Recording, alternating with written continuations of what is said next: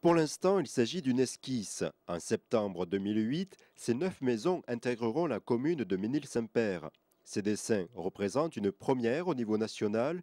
Ce projet de lotissement s'appuie sur des ossatures en bois et du béton de chanvre. Le chanvre, une matière reconnue pour ses qualités d'isolation, le chanvre permettrait d'obtenir un habitat sain. L'intérêt du chanvre, c'est qu'effectivement, du béton de chanvre en général, c'est qu'on laisse transiter la vapeur d'eau dans ce matériau. Ça supprime ce qu'on a utilisé jusqu'à présent et ce qu'on appelle des pare-vapeurs. Et là, au contraire, on a une transmission de vapeur d'eau qui favorise le confort de l'habitation. Si bien qu'on a une sensation de chaleur, même avec une production d'énergie un peu moins conséquente.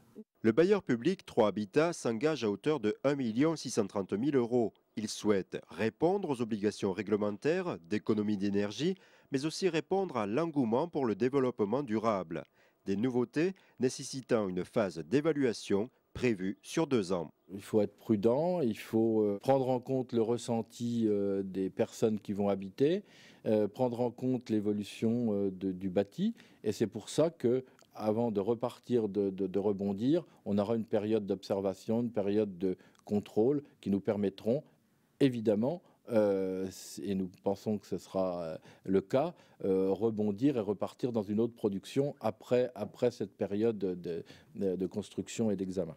Le bilan écologique et économique de ces logements innovants sera établi par comparaison avec des maisons utilisant des matériaux de construction classiques. Si le bilan s'avère positif, le bouche à oreille contribuera à l'essor du chanvre. À l'UTT, Valérie Renaud suit ce projet de très près.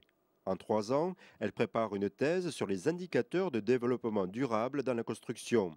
Autrement dit, elle s'évertue à argumenter en faveur de la bioconstruction. Par des travaux de recherche donc un peu plus précises, un peu plus techniques et qui permettent d'apporter des chiffres parce que les chiffres, ça pèse plus lourd parfois dans l'argumentation. Et puis aussi des études critiques qui montrent aussi les limites, les conditions d'utilisation, qui voilà, que ce soit pas vu non plus comme le produit miracle parce que c'est pas très crédible. Pas de construction en chanvre sans savoir-faire. À Troyes, l'Institut universitaire des métiers du patrimoine s'efforce à développer son usage. On peut avoir de 500 à 1000 personnes formées par an. Ce sont souvent des artisans qui se réunissent entre eux et qui font une formation très spécifique. Donc la première des formations, ça va être comment mettre en œuvre le chanvre, et ensuite on va aller de plus en plus loin dans la technique. Quelle est la durée de ces formations? Alors, ce sont des formations très courtes puisque les artisans ont souvent peu de temps, donc ce sont des modules de 2 à 3 jours maximum.